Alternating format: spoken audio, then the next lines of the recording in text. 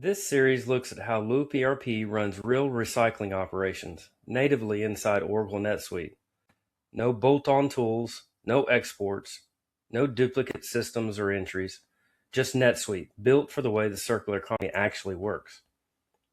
Today we'll be looking at the day in the life of a scale operator within our inbound ticket module. Let's follow a single inbound ticket from the truck hitting the scale to the ticket completion and flowing all the way through to the accounts payable. For this inbound ticket, we're looking at 107-239 coming from Riverside Metal Recovery.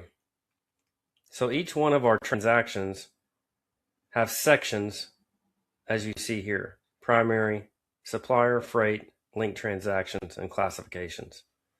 These all give us great detail into what this transaction is. On this inbound ticket transaction, we have our ticket number and we have our supplier, Riverside Metal Recovery.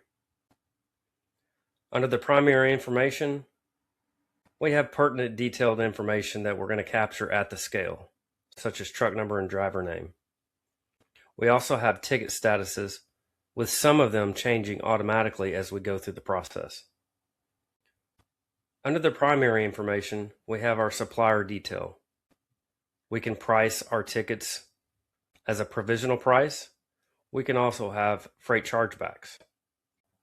Under the supplier is the freight information. We have DEF company, mode of transportation is truck, and we have a flat rate of $500. Under the freight information are linked transactions and classifications. This tells us what purchase order this came from, if there was an inbound dispatch. In this case there was, and I'll go over the remaining after I complete the ticket. Classification tells us what subsidiary and location this transaction is assigned to. At the bottom we have line level detail. We're picking up from Riverside Metal's #1 heavy melt. Unit of measure can be changed. In this case it's the pounds. We have a unit cost, and we have our gross and tare weights. We can see that freight charge of $500 is on the line level. This gives us the ability to put that freight in the cost of goods sold, so I have a true picture of my inventory. After completion, our automation engine picks up and creates an item receipt, which impacts inventory, and it created a vendor bill. Because we had that $500 freight rate, it also created a vendor trucking bill. If I scroll up at the top, I have the ability to pay the ticket or pay multiple tickets to the vendor.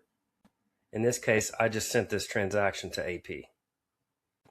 I can also print the PDF receipt and give that to the truck driver.